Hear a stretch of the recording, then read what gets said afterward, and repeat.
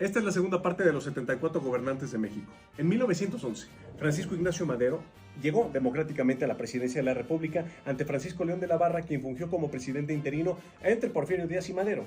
En 1913, Victoriano Huerta, mejor conocido como el Chacal, fraguó un golpe de Estado en contra de Madero, derrocándolo durante el periodo que se le conoce como la Decena Trágica. Pedro Lascurain fue presidente interino por tan solo 45 minutos, dimitiendo a favor de Victoriano Huerta.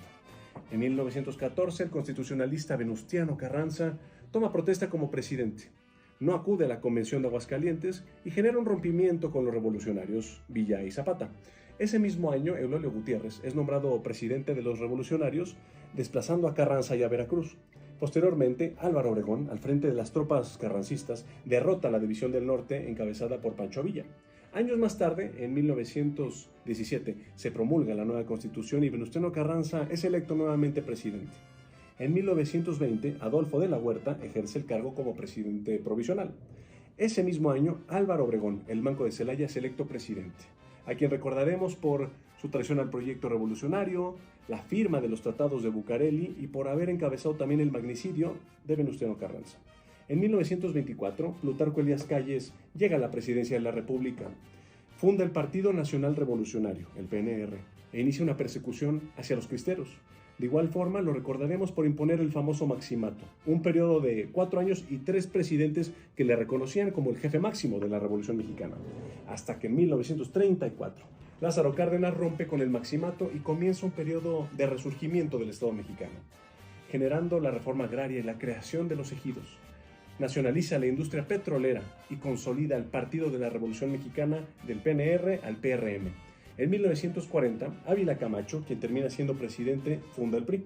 En 1946, el presidente Miguel Alemán, el cachorro de la revolución, crea un sistema capitalista, consolidando la red de carretera y la red ferroviaria.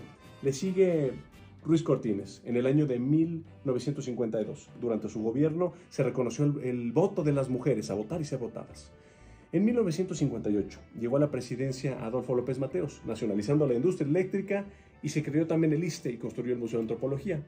El siguiente personaje será recordado en las páginas más oscuras de la historia nacional, ya que durante su presidencia, Gustavo Díaz Ordaz reprimió y asesinó a los estudiantes del movimiento del 68, allá en la Plaza de las Tres Culturas en Tlatelolco. En 1970, Luis Echeverría orquestó la guerra sucia en contra de luchadores sociales y activistas políticos de izquierda.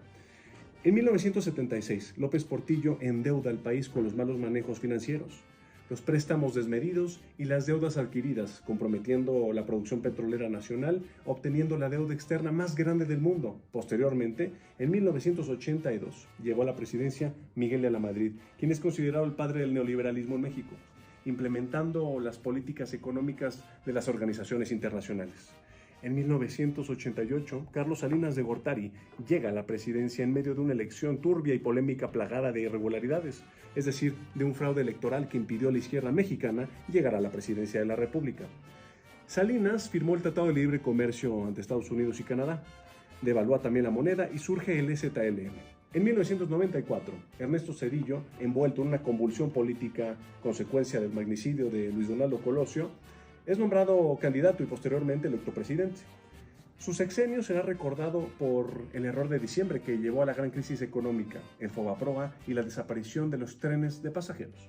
Entrando el nuevo milenio y bajo la promesa de sacar al PRI de los pinos y resolver los problemas del país en 15 minutos, Fox del PAN gana las elecciones del año 2000 y en ese mismo año inicia la persecución política contra Andrés Manuel López Obrador.